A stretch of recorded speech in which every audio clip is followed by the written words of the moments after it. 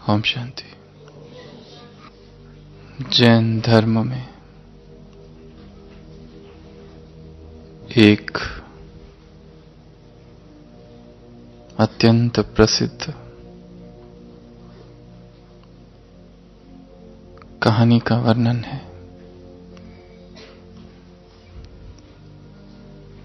एक राजा जिसका नाम था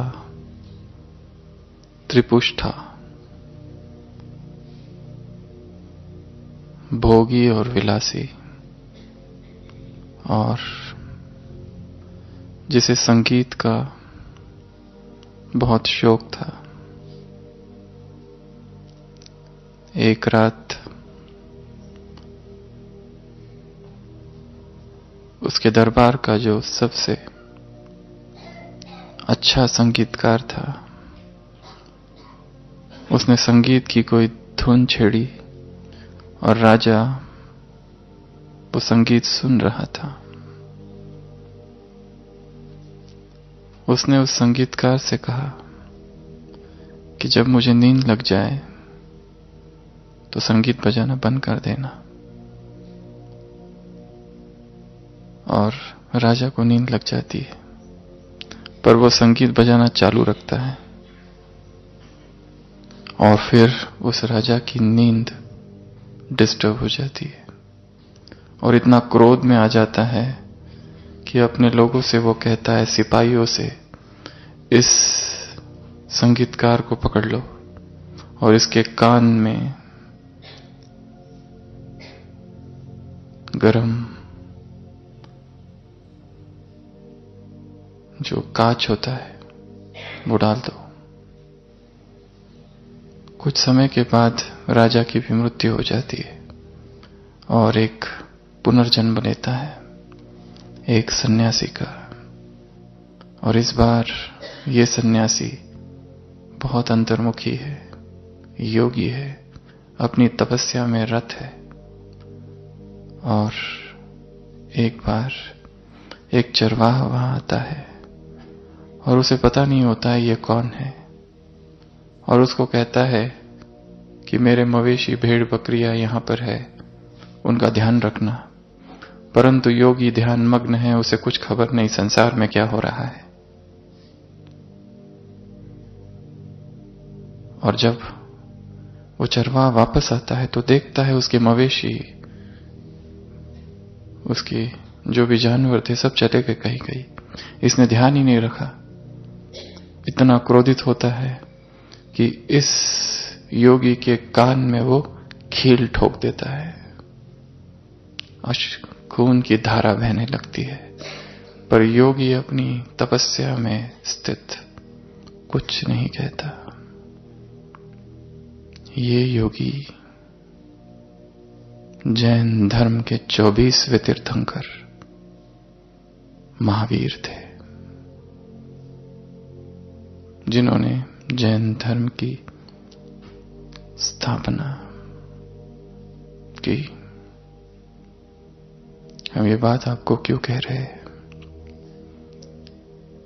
कार्मिक अकाउंट, कर्म भोग किसी को भी नहीं छोड़ते, चाहे वो कितना ही बड़ा धर्मात्मा क्यों ना हो, चाहे वो तीर्थंकर क्यों ना हो, चाहे वो बुद्ध क्यों ना हो, कोई इमाम क्यों ना हो, कोई शंकराचार्य क्यों ना हो, कोई पादरी क्यों ना हो, कोई पोप क्यों ना हो, या फिर इस ब्राह्मण कुल की कोई आत्मा क्यों ना हो, चाहे कोई भी हो, कर्म बंधन, कर्म भोग सभी के लिए है। आज सुबह की साकार मुरली वरदान याद है सभी को? क्या करो? कर्म भोग को क्या करो? कर्म योग में परिवर्तित करो। और जब बाबा कर्म भोग कहते हैं, मूलतः शारीरिक बीमारी की ओर बाबा इंगित करते हैं। ऐसा कोई नहीं जो कह सके कि मुझे कोई बीमारी नहीं होगी। शरीर है पुराना, कुछ न कुछ होगा। कुछ समय पहले पांडव भवन में चर्चा हुई थी कर्म गति के 12 गुह्यतम सूत्र। कुछ दिन पहले ज्ञान सरोवर में एक जगह चर्चा हुई थी कर्म योग के 12 गुह्यतम सूत्र। आज हम चर्चा करेंगे कार्मिक फिलॉसफी का तीसरा पार्ट, कर्म भोग के 12 गुह्यतम सूत्र। और कर्म भोग कई रीति से आता है, परंतु मुख्य रूप से है शरीर की व्याधि। एक विधि तो आज बाबा ने वरदान में सुनाई, पर हम लगभग 12 ऐसी बातें देखेंगे जिसके आधार से जो जो कर्म भोग आ जाता है शरीर का, उसको हम कैसे कर्म योग बना दे। बीमारी तो आएगी, परंतु हमें इंतजाम करना होगा। जगदीश भाई जी एक उदाहरण देते थे, एक कबूतर है, उधर से बिल्ली आती देखा कि आग बंद कर लिया और सोचा मैं तो अब बहुत सुरक्षित हूं, और बिल्ली ने उसको गर्दन को दबोच लिया। फिर सोचता है ऐसे कैसे हो गया।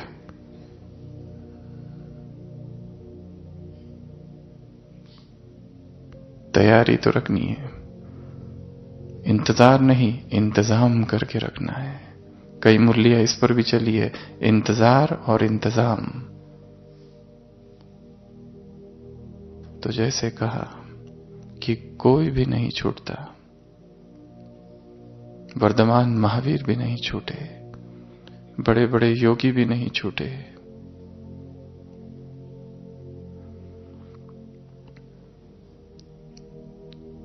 बंगाल में रामकृष्ण परमहंस थे, उनको गले का कैंसर हो गया, और उनके जीवन काल में ही लोग उनको अवतार समझते थे, महान आत्मा समझते थे, भगवान का अवतार समझते थे।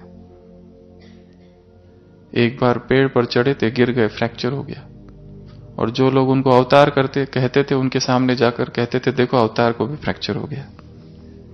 बहुत हंसी उड़ाते थे उन लोगों की जो उनको भगवान समझते थे। वो कहते थे देखा कभी अवतार को भी फ्रैक्चर होता है। तो कोई नहीं छूटा है, तो क्या हम करें? वो कौन सी सूक्ष्म बातें बुद्धि में ध्यान में रखे कि जब ऐसा कुछ हो जाए तब हमारी स्थिति अचल अडोल रहे। क्योंकि हम देखते हैं जब जब शारीरिक व्याधि आती है, वही पीरियड होता है जब व्यक्ति कितना योगी है और तपस्वी है, उसका वो पैमाना है, मापदंड है, वो कसौटी है जिस पर वो कसा जाता है। तो ऐसी 12 बातें हम देखेंगे। सबसे पहली कर्म फिलॉसफी, सबसे पहली कर्म सिद्धांत। हर एक के साथ वही हो रहा है जो उसने किया था, फल मिल रहा है। कर्म प्रधान विश्व करी राखा, जो जस करई तो तस फल चाखा। हम एक काल की दृष्टि से देखते हैं, इसके लिए हमें बहुत दुख होता है, परंतु जन्म जन्म हमने आत्माओं के साथ क्या किया है हमें पता नहीं। हमारा जो अतीत है द्वापर से अब तक का, वो कोई बहुत अच्छा रहा है ऐसा भी नहीं है। उसमें हमने बहुत अकाउंट्स बनाए हैं आत्माओं के साथ, और कोई ना कोई आत्मा आएगी बीच में हिसाब चुकतो करने। अगर ना आए तो शारीरिक व्याधि के रूप में आएगी। तो इसको समझ लेना है सबसे पहली बात कि कोई ना कोई सूक्ष्म अकाउंट हिसाब है जो मुझे चुकतो करना है। और नया हिसाब क्रिएट नहीं करना है, जो है उसको चुकता करना है। जैसे जीवन की यात्रा है जन्म से मरण तक, जैसे ब्राह्मण जीवन की यात्रा है, उसी तरह कर्म भोग की भी यात्रा है। आज बीमारी, और बीमारी का अंत या जीवन का या शरीर का ही अंत, परंतु ये यात्रा भी कैसे सुखद रहे वो हमारे हाथ में है। बीमारी चाहे कितनी ही विकराल क्यों ना हो, कर्म भोग कैसा भी क्यों ना हो, परंतु पहले ही हमें बताया गया है कि ये होगा। जैसे पहले ही पता है कि बारिश होगी जून जुलाई अगस्त, फिर उसके बाद में ठंड आएगी, उसके बाद में फिर धूप आएगी। प्रबंध करना हमारा काम है। हम ये नहीं कह सकते कि अब क्या करूं।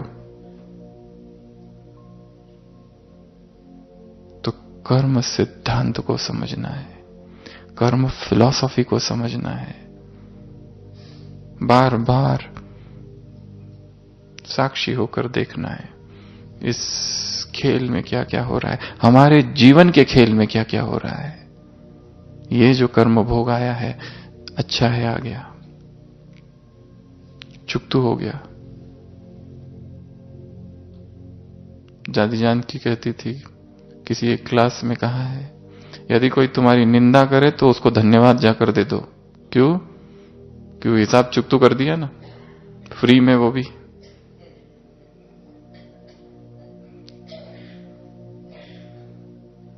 उसकी निंदा नहीं करो,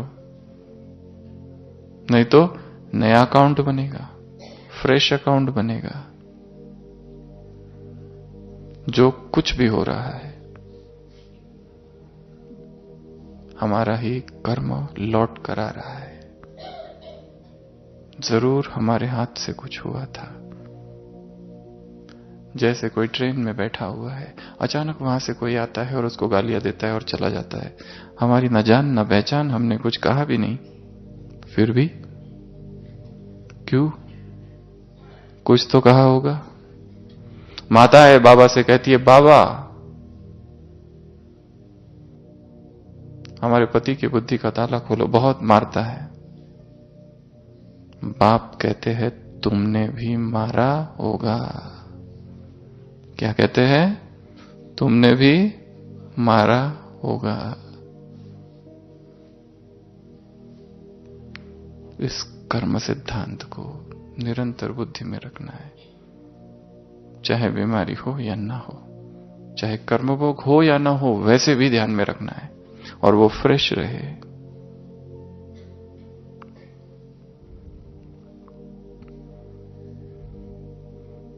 संसार में कर्म प्रधान है और हमें वही मिल रहा है जो मिलना चाहिए। स्वामी विवेकानंद ने एक अमेरिका के लेक्चर में कहा है, not a single blow is undeserved. जो तुमको धक्का लग रहा है या भूसा लग रहा है, घूसा लग रहा है, तुम योग्य थे उसके, डिजर्व है तुमको, क्योंकि वैसा ही किया होगा कभी ना कभी। तो अप्रभावित, अचल, अडोल रहना है, क्योंकि जो किया है वही सामने आया है। गुजरात की एक कन्या थी, छोटी सी, सेंटर पर जाया करती थी, बहुत अनन्य थी, बहुत प्यारी थी, बहुत मीठी थी और सबको बहुत प्रिय थी। सोच रही थी कि अब सेवा केंद्र में हमेशा के लिए चले जाऊं। माँ बाप की भी यही इच्छा थी। और एक दिन रेलवे स्टेशन से जा रही थी वो पटरी से, और अचानक रेलवे आ जाती है और खत्म, वहां के वहां। उसके लिए बाबा से संदेश मंगाया था, इसने क्या पाप किया, इसका क्या दोष। बहुत पुरानी बात है। संदेश में आया था, ये बच्ची इतनी प्यारी थी, पर उसका कोई एक पाप था पिछले जन्म का, और वो एक सेकंड में बाप ने पूरा कर दिया, नहीं तो लंबा समय भुगतना पड़ता था उसको। हो सकता था कोई बीमारी आ जाए जिसके साथ वो आत्मा कई सालों तक चले। एक सेकंड में हिसाब पूरा हो गया।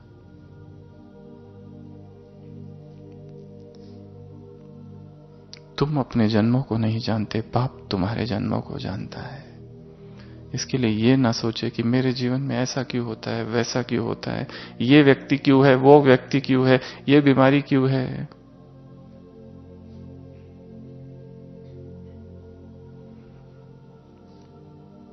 जो है वो बहुत अच्छा है और जो है वही होना चाहिए, उसके अतिरिक्त तो कुछ होना ही नहीं चाहिए था। ये सबसे बेस्ट है जो है। तो सबसे पहली बात कर्म फिलॉसफी, दूसरी बात ड्रामा। पहली 5 बातें जो 7 बातें जो है ज्ञान के हिसाब से है और आखिरी 5 बातें जो है वो विज्ञान के हिसाब से है। तो पहला कर्म सिद्धांत, दूसरा ड्रामा। एक अव्यक्त वाणी है 1999 की, जिसमें बाबा ने कहा है कि यदि कोई बीमारी आ जाए तो क्या करो। जैसे तुम्हारे घर में कोई मेहमान आ जाए तो तुम उसकी बहुत स्तुति करो, महिमा करो, गुणगान करो, तो वो खुशी खुशी जाएगा। यदि कोई बीमारी आ जाए तो कहो वाह व्याधि वाह। क्या कहेंगे? वाह व्याधि वाह, क्या बुखार है, वाह वाह वाह। पहली बार अनुभव हुआ, वाह वाह वाह, तो वो बुखार भी खुश हो जाएगा और खुशी खुशी से विदाई लेगा।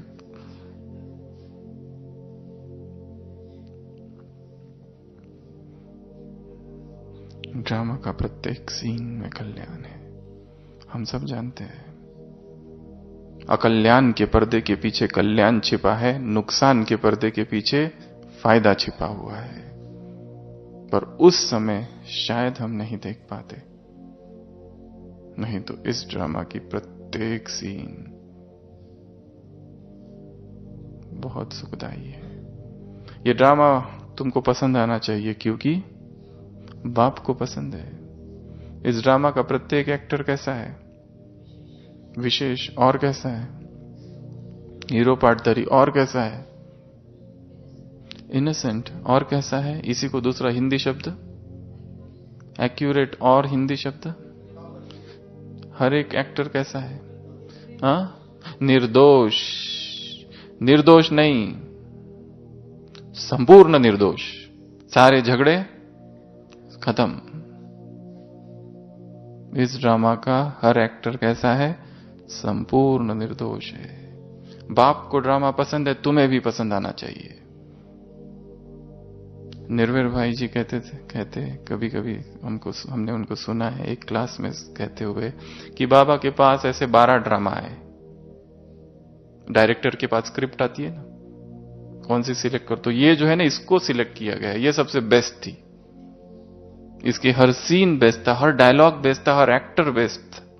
इसके लिए ये सबसे बेस्ट ड्रामा है। ड्रामा कल्याणकारी है, ड्रामा न्यायकारी है। इस ड्रामा में किसी के साथ कोई अन्याय नहीं हो रहा। ऊपर से दिख रहा है इसको कम मिल रहा है, उसको ज्यादा मिल रहा है, यहां पक्षपात हो रहा है। क्या ड्रामा में पक्षपात हो सकता है? हो रहा है क्योंकि संकुचित ट्यूबुलर विजन है, उतना ही देखा जा रहा है, त्रिकाल की दृष्टि से नहीं देख पा रहे हम। कोई सोचता है देखो मुझे कम क्यों मिलता है, टोली लेने गए सबको बड़ा आम मिला, हमको छोटा क्यों? हम टोली लेने गए और टोली खत्म हो गई, हमारे साथ ही ऐसा क्यों होता है? ऐसा ही होना चाहिए, यू डिजर्व इट।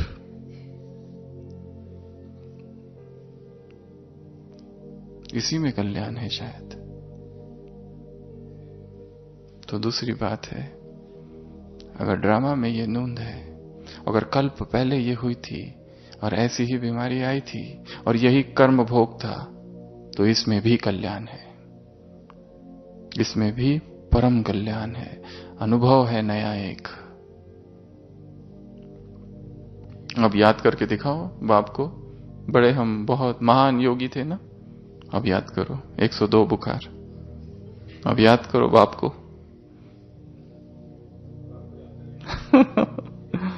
तो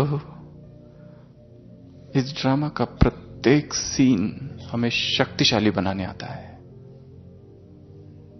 इस ड्रामा का प्रत्येक पेपर हमें पास करना है, पेपर की रीति से देखना है, तो पास करेंगे और आगे बढ़ेंगे, और जब आगे बढ़ेंगे तब अनुभवी बनेंगे, तब दूसरों को भी बता सकेंगे, सिखा सकेंगे कि ये ऐसा किया जाता है।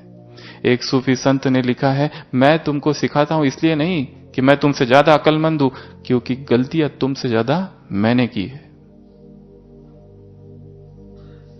तो अनुभवी शक्ति आएगी, बल भरेगा, साहस बढ़ेगा। साहस क्या बोला आज मुरली में बाबा ने? क्या कर दो साहस को? अपना साथी बना दो तो सफलता होगी हर कर्म में। स्लोगन है ना।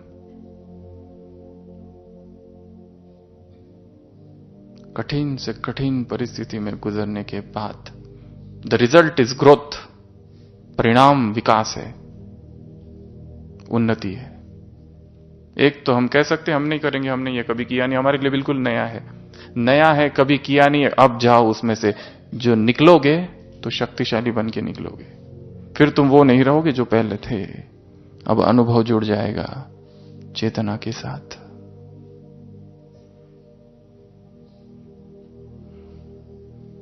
इसके लिए दादियों ने एक पाठ हमेशा पक्का रखा, हां जी, ना जी नहीं कहा। पता नहीं कहां जाना है, कैसे जाना है, परंतु हां जी तो भगवान भी मदद करेगा। सेवा कभी की नहीं है और हमको दी गई है, हां जी उतर जाओ तो सीखोगे कैसे करना है। तो दूसरी बात है, कर्मयोग जब आ जाए तो ड्रामा की सारी पॉइंट्स याद रखना। ड्रामा कल्याणकारी है, ड्रामा विविधतापूर्ण है, ड्रामा न्यायकारी है, ड्रामा में कल्याण है, ड्रामा की टिक टिक चलती रहती है, ड्रामा रिपीट होता है, ड्रामा में नथिंग न्यू, सारी बातें। और 24 घंटे में हर ब्राह्मणात्मा एक बार ड्रामा की सारी पॉइंट्स याद करे। अच्छा समय जो है शाम के योग से पहले, कि ये ड्रामा में जो कुछ हो रहा है कितना सुंदर ये ड्रामा है। इस ड्रामा में हमें किसी की निंदा ग्लानि नहीं करनी है, साक्षी होकर इस ड्रामा को देखना है, जैसे बाप साक्षी होकर इस ड्रामा को देखते हैं। तो ये दूसरी पॉइंट। तीसरी बात, आत्माभिमानी स्थिति। जब शारीरिक व्याधि आ जाए उसके पहले से ही अभ्यास चाहिए, आत्मा आत्मा आत्मा। ये देह, ये आत्मा। एक है सूखा नारियल, एक है गीला नारियल। गीला नारियल अर्थात देह अभिमानी स्थिति, अंदर का वो खोल और गिरी चिपके हुए है, यह है देह अभिमानी स्थिति। और जब वो अलग अलग हो जाते हैं, ऐसे से बचता है, अंदर का अलग बाहर का अलग, वो आत्माभिमानी स्थिति है। जब ये अनुभव हो इस देह में रहते हुए कि मैं आत्मा अलग हूं, देह अलग है। हमने इतनी सारी दादियों को देखा, सीरियस कंडीशन, यहां लाइन, यहां प्रिक, वहां प्रिक, कोई आवाज नहीं, दर्द जैसे हो रहा है कि नहीं पता भी नहीं, इतना डिटैच्ड शरीर से। और कुछ समय पहले हॉस्पिटल में एक मिलिट्री का व्यक्ति आया था, बॉडी बिल्डर, बहुत ही पावरफुल था। उसका पूरा ऐसे ऐसे वो दिखाता था बार बार ऐसे ऐसे करके। तो उसको कुछ डायरिया कुछ हो गया, तो लाइन लेने गए तो रोने लगा, इतना रोने लगा, ये मत चुबाओ। पावर तो बहुत थी, नेशनल लेवल पे कुछ खेला था उसने, पर ये प्रिक, उससे डरता था बहुत, रोने लगा बिल्कुल।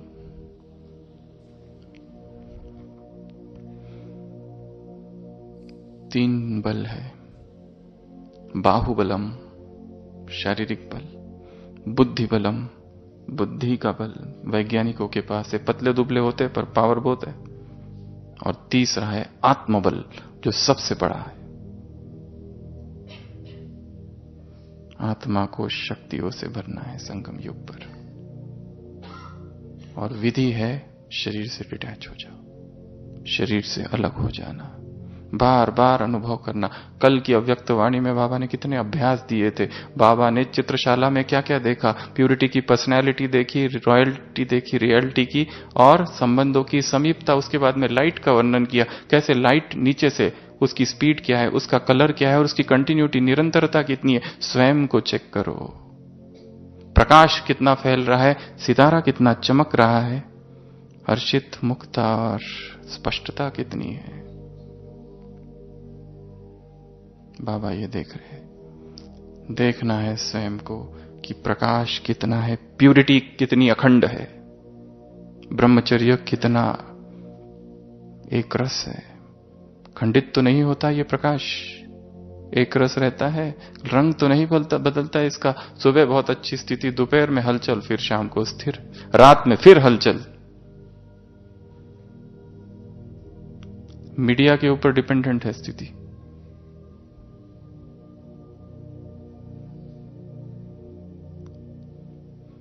किसी ने एक मैसेज भेजा था, सत्य इतना सस्ता नहीं कि सोशल मीडिया पे बिक जाए, तपस्या चाहिए सत्य के लिए। तो तीसरी विधि है आत्माभिमानी स्थिति। साक्षी होकर शरीर को ही देखना। दादी जानकी कहती है, मैं रोज अमृत वेला 5 मिनट अपने शरीर को सकाश देती हूं। हर एक को देना है कि तत्वों से बना देह है। मैं आत्मा, पवित्रता की संपूर्ण किरणें संपूर्ण शरीर में जा रही है, सारा शरीर स्वस्थ, निरोगी, पवित्र। ये तीसरा। चौथा, परमात्मा याद। आज सुबह की साकार मुरली, मम्मा बाबा को याद किया, उनको तो सबसे ज्यादा भोगना होनी चाहिए, परंतु दर्द कम किससे हुआ? याद से। याद में हीलिंग एनर्जी है। परमात्मा रिमेम्बरेंस, परमात्मा याद में हीलिंग पावर है। सबसे बड़ा पेन किलर है प्यूरिटी। जितनी ज्यादा प्यूरिटी और जितनी ज्यादा याद, देह स्थिर रहेगा। अगर उसको कुछ हुआ भी, हमको वो प्रभावित नहीं करेगा, सेक आत्मा को नहीं लगेगी। इसके लिए याद का चार्ट बढ़ाना है, और कम से कम एक ब्राह्मण आत्माएं 2 घंटा तो भी कम से कम बैठ के योग हो, और जो तीव्र पुरुषार्थी है 4 घंटा, मिनिमम 4 आवर्स, 24 घंटे में बैठकर, उसमें 2 घंटा सुबह और 2 घंटा शाम को, 1 घंटा रात में, 15 मिनट, दिन भर में टुकड़े टुकड़े करके। समय को बर्बाद नहीं करना है, इसने क्या किया, उसने क्या किया, ये डिपार्टमेंट में क्या चालू है, वो डिपार्टमेंट में क्या चालू है, तुम्हें क्या करना है, कहां क्या चालू है। समय अमूल्य है। इसने क्या कर रहा है, उसने क्या किया, what is that to you. झगमुई झरमुई गॉसिप्स। भगवान ने कितने इशारे दिए हैं समय के लिए। इस यज्ञ के वायुमंडल को शक्तिशाली बनाना है। शक्तिशाली बनेंगे हमारे संकल्प से। यदि हम कहीं जाकर व्यर्थ कर रहे, व्यर्थ की बातें कर रहे, नुकसानदेह कर रहे इस यज्ञ का।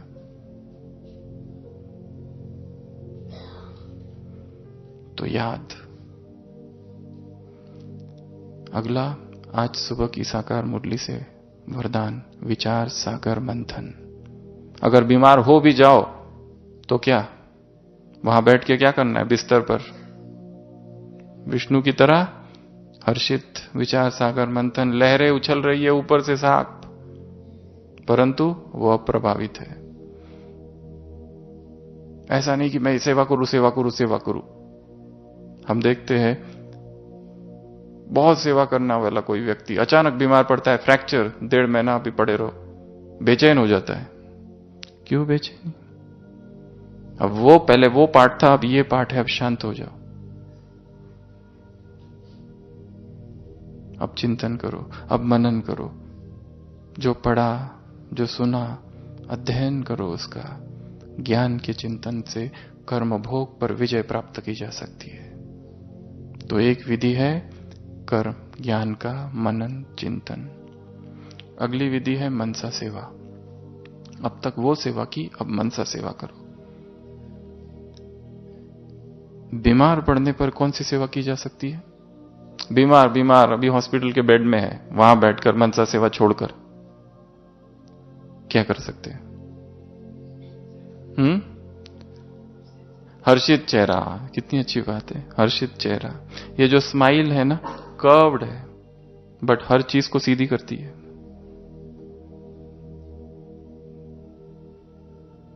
और क्या, बीमार है, पड़े हुए हैं, क्या सेवा करेंगे? सोचा है किसी के बारे में कभी? ज्ञान सुनाएंगे आजू बाजू वालों को। बाजू के बेड में कोई होगा तो उसको थोड़ा सुना देना। हॉस्पिटल के डॉक्टर है, नर्सेस, उनको भी सुना देना। और क्या कर सकते हैं? बीमार पड़ने के बाद सोचो क्या करेंगे? हाँ, प्लानिंग। हाँ, पलंग पर बैठकर प्लानिंग करो दीदी से मुलाकात। अव्यक्त महावाक्य है बाबा के। जब पलंग पे हो तो प्लानिंग करो। भोगना को क्या कर दो? योजना बनाओ वहां बैठकर, आगे की फ्यूचर योजना, तो वो टाइम भी सफल हो जाए। वहां बैठकर व्यर्थ नहीं चालू कर देना है। कोई ना कोई आएगा, क्या हुआ? अरे ऐसा हुआ, ऐसा हुआ, ऐसा हुआ, ऐसा हुआ। कैसे फ्रैक्चर हुआ? मैं जा रहा था, फिर ये हुआ, फिर फ्रैक्चर हुआ। वो गया, फिर दूसरा भाई आया, अरे क्या हुआ? मैं जा रहा था, ऐसा हुआ, फिर फ्रैक्चर हुआ। फिर तीसरा आया, अरे क्या हुआ? अरे ऐसा हुआ, वैसा हुआ। कितनी बार स्टोरी रिपीट रिपीट रिपीट, और हर बार फिर थोड़ा सा अपने जेब खर्च करके मिर्च मसाला भी डालेंगे उसमें कि गलती उसी की थी। और एक बहुत अच्छी सॉलिड स्टोरी कितनी बार रिपीट हो गई अंदर, सबकॉन्शियस माइंड में चली गई ना। इतना वर्णन करने की आवश्यकता नहीं।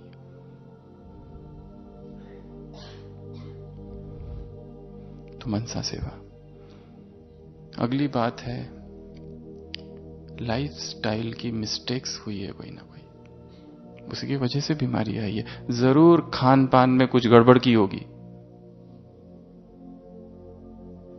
जिह्वा पर संयम नहीं था, चीजें इतनी स्वादिष्ट थी, पेट ठीक नहीं लग रहा था, पर स्वाद पर वश नहीं था। पता नहीं बाद में मिलेगा कि नहीं मिलेगा, इतने दिनों के बाद तो ये चीज बनी है।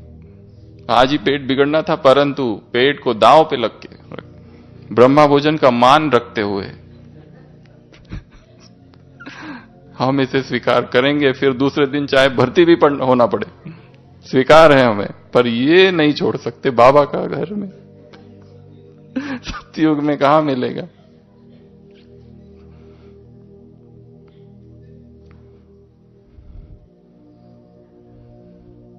एक है संसार के लोग शोक वाटिका में, एक है देवी देवता है अशोक वाटिका में, और ब्राह्मण है छौक वाटिका में।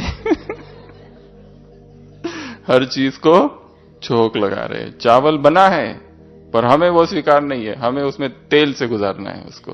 दाल बनी है पर वो ठीक नहीं, उसको फ्राई करो, उसमें और डालो, कुछ कुछ और डालो और डालो।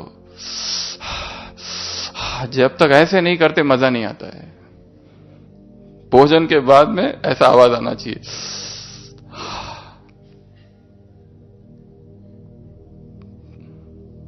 जगदीश भाई जी ने लिखा है, ब्राह्मण कहते थोड़ा सा डाल दो, बस थोड़ा सा डाल दो, थोड़ा सा कर दो, थोड़ा थोड़ा करते करते हथौड़ा लग जाता है।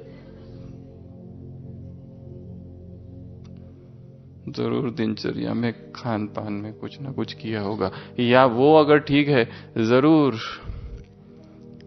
व्यायाम एक्सरसाइज ये सब से कहीं दूर चले गए। वो कहते ये सब हमारे लिए नहीं, हठ योगी के लिए ये।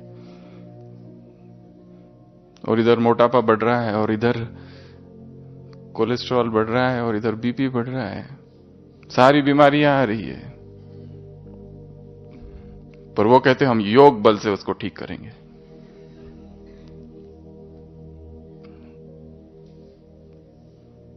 कईयों को भोजन की थाली में अभी टेस्ट भी नहीं किया, पहला हाथ नमक के उसमें जाता है, पहले नमक डालो उसके बाद ही खाएंगे। इतनी पक्की आदत है ये। योग के लिए दो चीजें खाली चाहिए, बुद्धि और पेट। गरिष्ठ भोजन, तला हुआ भोजन, और सुबह मत सोचना कि बहुत महान तपस्या हो सकेगी। योगी अल्पाहारी होता है। योगी की जिह्वा पर संपूर्ण संयम होता है। If you can control the taste, you can control all other senses very easily. केवल जिह्वा को जिसने जीता, बाकी सभी इंद्रिय स्वतः ही जीत जाएगा।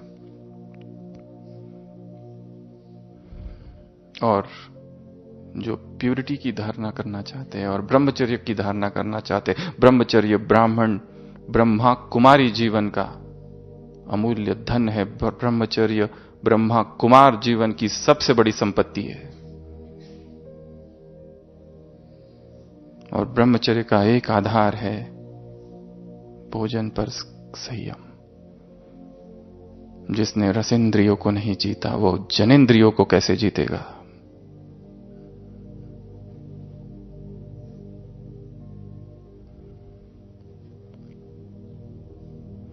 तो ये एक बात, तो ये सारी ज्ञान के हिसाब से बातें थी। अब अगली 5 बातें जो है वो विज्ञान के हिसाब से है। यदि बीमारी आ भी जाए तो क्या किया जाए। सबकॉन्शियस माइंड की ट्रेनिंग कहती है, पहला प्रिंसिपल है सबकॉन्शियस माइंड का विजुअलाइजेशन। जब बीमारी आ भी जाए तो मन से एक मानस चित्र तैयार करो कि ये मैं हूं, संपूर्ण स्वस्थ, संपूर्ण निरोगी, जिसमें कोई बीमारी नहीं है। और उस चित्र को रोज देखते जाओ, उसमें रंग भरते जाना, विजुअलाइज करना उसको, इतना क्लियर स्पष्ट देखना कि ये मैं हूं, संपूर्ण निर्विकार, संपूर्ण निरोग, कंचन काया जिसकी है, उसमें रंग भरते जाना, उसको देखते जाना दिन रात। ये सोचना कि ये शरीर, ये जो बीमारी है वो ठीक हो रही है, ये जो बीमारी है ठीक हो रही है। मेरा संपूर्ण मस्तिष्क में ये पवित्रता की किरणें फैल रही है। ये माइग्रेन जो किसी बीमारी से ठीक नहीं हो रहा है, इसी योग शक्ति से ठीक हो जाएगा। ये दर्द जो ठीक नहीं हो रहा है घुटनों का, योग की शक्ति जा रही है और हीलिंग एनर्जी का काम कर रही है। संपूर्ण शरीर निरोगी हो रहा है। प्यूरिटी की लाइट इस शरीर में फैल रही है और मुझसे विश्व में फैल रही है। विजुलाइज। कल की मुरली में बाबा ने क्या कहा, सारा विजुलाइजेशन था। देखो प्रकाश नीचे से ऊपर जा रहा है, प्रकाश फैल रहा है, किसी का कम किसी का ज्यादा, कलर बदल रहा है। ये कौन सा कलर, कौन सा प्रकाश और कौन सी स्पीड, ऐसा कुछ है क्या। चित्र दिया बाबा ने, चित्रशाला है उसकी।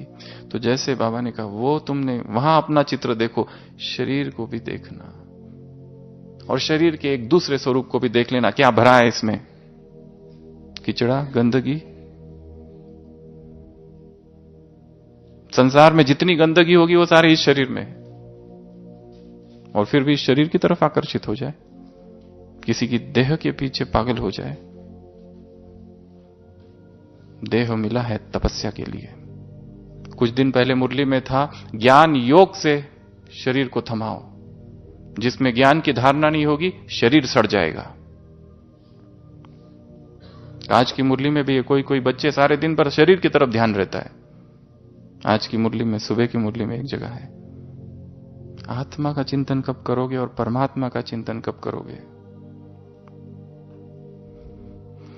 स्वामी विवेकानंद ने एक लेटर में लिखा है, उनको वहां खत जाता है, यहां से उनके गुरु भाई बीमार है, अमेरिका से पत्र लिखते हैं, क्या, what, he is sick, ask him to sit in meditation and chant I am soul, I am soul, I am soul. उसको बोलो कि ध्यान में बैठे और नचभाति भूत संगम, ये देह मैं नहीं हूं, मैं वो तत्व हूं जो अविनाशी है, मैं आत्मा हूं, ये देह नहीं। ये अभ्यास करो।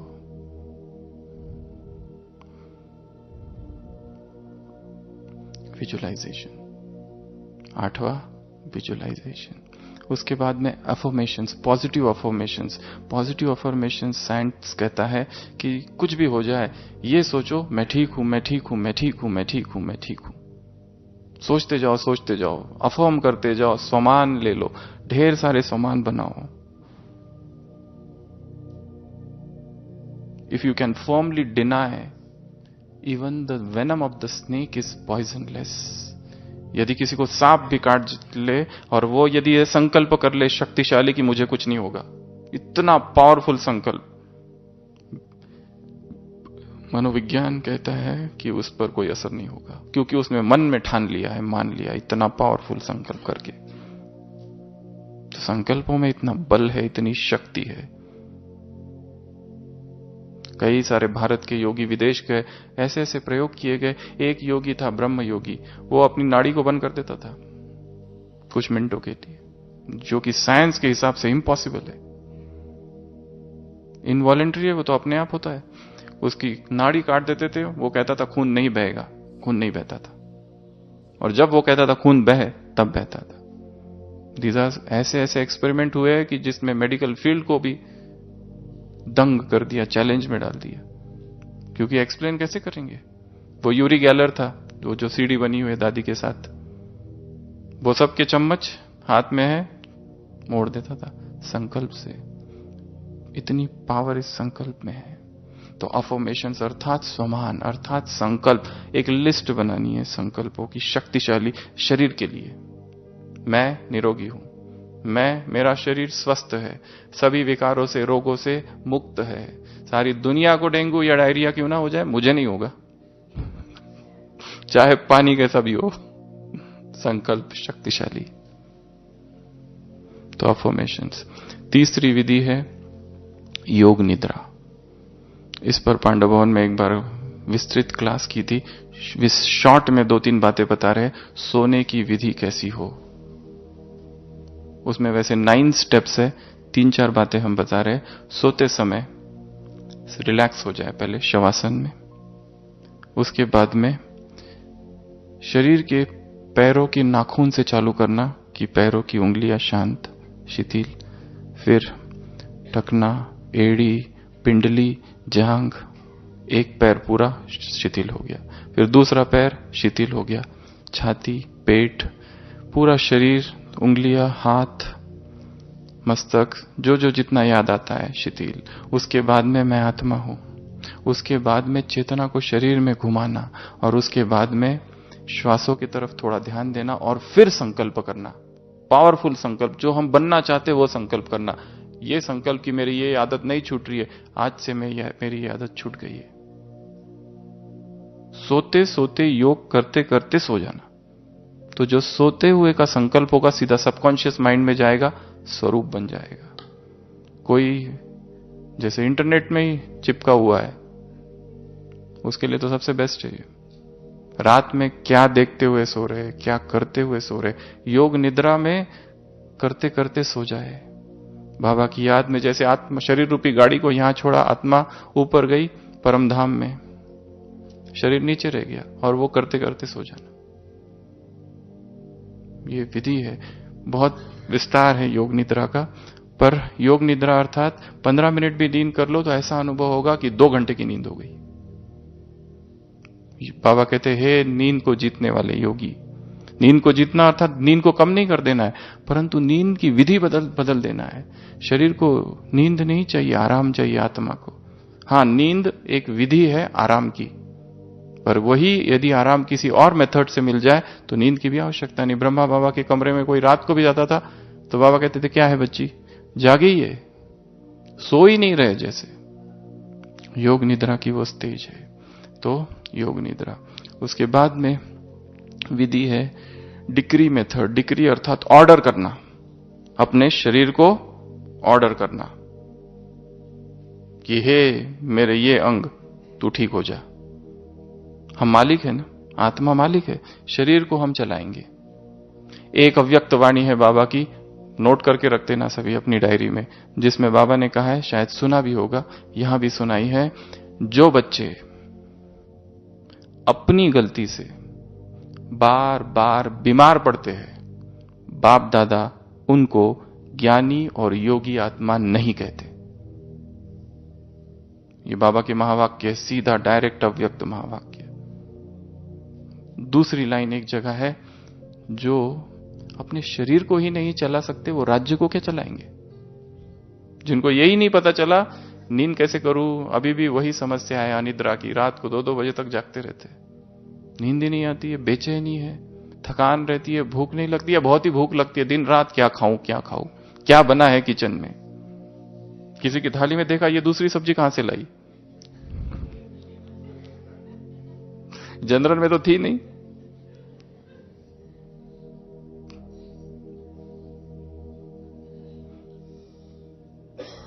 दिन रात भोजन भोजन भोजन भोजन भोजन।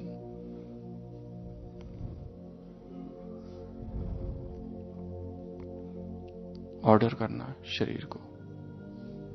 छोटा सा सोमान है, मैं आत्मा इस शरीर की मालिक हूं। सोमान क्या है, मैं आत्मा शरीर की मालिक हूं। शरीर मेरा मालिक नहीं है, मैं शरीर की मालिक हूं। मैं दास नहीं, मालिक हूं। इसको कहते हैं डिक्री। डिक्री अर्थात ऑर्डर मेथड। ये पांचों साइंटिफिक मेथड्स है। पांचवी मेथड है थैंक यू मेथड, अर्थात ग्रेटिट्यूड, अर्थात धन्यवाद। बीमार भी पड़ जाओ तो वाह व्याधि वाह, सबका धन्यवाद, सबका धन्यवाद। पॉजिटिव एनर्जी है धन्यवाद में। कंप्लेनिंग करते रहो, ये ठीक नहीं, वो ठीक नहीं, ऐसा ठीक नहीं, फला ठीक नहीं, ढमका ठीक नहीं, कुछ भी ठीक नहीं यहां पर। हमको याद है मुंबई में एक बहन एडमिट हुई थी, तो उसको कैंसर था और लास्ट स्टेज थी, पर इतनी इरिटेबल हो गई थी, बहुत बहुत चिढ़ती थी हर बात में, हर चीज से। बाबा बीबा सब कुछ भूल चुका था,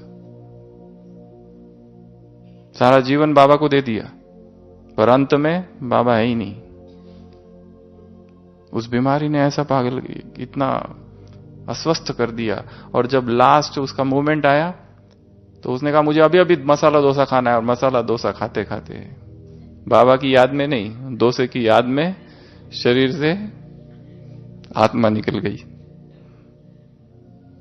तो ऐसी भी गति है। इसके लिए धन्यवाद। बाबा ने क्या क्या दिया है, संसार के लोगों को क्या है, क्या मिल रहा है और हमें क्या मिल रहा है, सब कुछ यहां प्राप्त है। इतना अच्छा ज्ञान सरोवर का वातावरण, वायुमंडल, ऐसा भोजन, ऐसा तपस्या, और इतना अच्छा शरीर हमको मिला है, अभी स्वस्थ है। उस स्वस्थ शरीर के लिए धन्यवाद। जाओ जाकर देखो अस्पतालों में कैसे रोगी पड़े हुए, कुछ नहीं कर सकते, ऐसी ऐसी असाध्य लाइलाज बीमारियां हैं, और हमको बाबा ने अच्छा रखा, उसके लिए तो धन्यवाद दो। तो धन्यवाद। तो ऐसी ये 12 सूत्र है। फिर से एक बार रिवाइज करते हैं क्लास को पूरा करने से पहले। कर्म भोग को कर्म योग में रूपांतरित करने के लिए सबसे पहले कर्म फिलॉसफी, दूसरा ड्रामा, तीसरा आत्मा अभिमानी स्थिति, चौथा परमात्मा याद, छठवां विचार सागर मंथन, उसके बाद में मनसा सेवा, और सातवां अपनी लाइफस्टाइल में कौन सी मिस्टेक्स हो रही है। वॉकिंग कर रहे हैं, एक्सरसाइज कर रहे हैं, प्राणायाम कर रहे हैं कि नहीं कर रहे, या थोड़ा बहुत तो हमें करना होगा, सीखना होगा। प्राण श्वासों को वश में करना योग साधना है। शरीर को निरोगी रखना हमारा दायित्व है, कर्तव्य। सोचो यदि कोई यज्ञ निवासी बीमार पड़ जाता है तो कितना खर्चा होता है, और यदि हम अपनी ही मिस्टेक से बार बार बीमार पड़ते हैं, चाहे वो यज्ञ में है या घर गृहस्थी में रहने वाले, सब यही सोचे हम यज्ञ का लेते हैं, हमारी पालना यज्ञ से है, हम यज्ञ के लिए बोझ ना बने। यज्ञ के कोई भी रिसोर्स मेरे ऊपर व्यर्थ में खर्च ना हो, ये दायित्व मेरा है।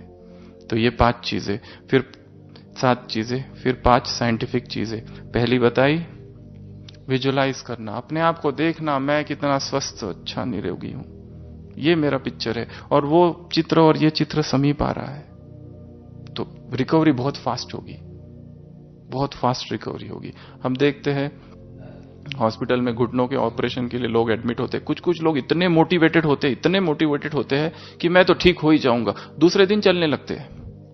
आज ऑपरेशन हुआ, दूसरे दिन चलना चालू। और कुछ कुछ लोग डरे हुए हैं, पता नहीं चलेंगे कि नहीं, 1-1 महीना पड़े रहते, फिर भी चलना अभी तक चालू नहीं हुआ है। जो जितना ज्यादा मोटिवेटेड, इंस्पायर्ड रहता है, रिकवरी उतनी फास्ट होती है उसकी। सब यहां पर है, चलना पैरों से नहीं, यहां से चलना होता है। तो सबसे पहले विजुलाइज, दूसरा बताया अफर्मेशन, पॉजिटिव थिंकिंग कहो या फिर स्वमान कहो, रिपीट करना एक ही वाक्य को पावरफुल। तीसरा बताया योग निद्रा का अभ्यास करना है, रात को अभी सोओगे जब, तो योग निद्रा की स्टेजेस है, कुछ स्टेजेस आपको बताई। शरीर को शिथिल कर देना, उल्टा तिल्टा नहीं सोना, कोई इधर से सोते उठते उधर से, घूम जाते हैं रातों रात कोई तो गिरते हैं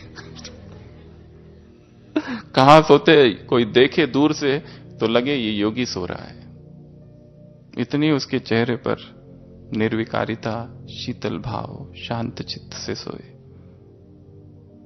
शरीर को शिथिल कर देना, शवासन, चेतना को घुमाना, विजुलाइज करना, थोड़ा सा ब्रेथ कंट्रोल, और आत्मा शरीर से निकल जाए ये देखना। तो उसके बाद में डिक्री मेथड अर्थात ऑर्डर करना शरीर को, हे मेरे शरीर ठीक हो जा, ए पेट ठीक हो जा, हे घुटने बहुत हो गया तेरा नाटक अब ठीक हो जा, हे सिर ठीक हो जा नहीं तो देख ले। ऑर्डर करना, हम मालिक है। और लास्ट मेथड बताई, धन्यवाद, सबके लिए धन्यवाद, हर चीज के लिए धन्यवाद, हर बात के लिए धन्यवाद, उस भगवान का धन्यवाद, इस यज्ञ का धन्यवाद, सभी दादियों का धन्यवाद, मम्मा बाबा का धन्यवाद, सभी डिपार्टमेंट के लोगों का धन्यवाद, सीनियर का धन्यवाद, जूनियर का धन्यवाद, पूरे परिवार का धन्यवाद, वो जो हिसाब किताब चुकतू करने के लिए आते हैं उनका भी धन्यवाद, वो जो रोज दुख देते हैं, पीड़ा देते हैं, दर्द देते हैं, सताते हैं, उनका भी धन्यवाद। आप नहीं होते तो इतने शक्तिशाली हम ना बनते। आपका बहुत धन्यवाद जो जीवन में पधारे। और उनका भी कितना बड़ा सहयोग है जीवन में कि जिन्होंने अपने ज्ञान योग को दांव पर लगाकर हमारा उद्धार के लिए श्रीमत को भी एक तरफ रखकर अपनी वाणी को कठोर बनाया केवल हमारे कल्याण के लिए, क्योंकि वो चाहते हैं कि हम संपूर्ण बने, वो चाहते हैं कि हम सहनशीलता की शक्ति परिपूर्ण रूप से हम में आ जाए। कितना उनका धन्यवाद है। तो उनका भी बहुत बहुत बहुत बहुत धन्यवाद। तो ऐसे कर्म भोग को क्या कर देना, कर्म योग में रूपांतरित कर देना। ओम शांति।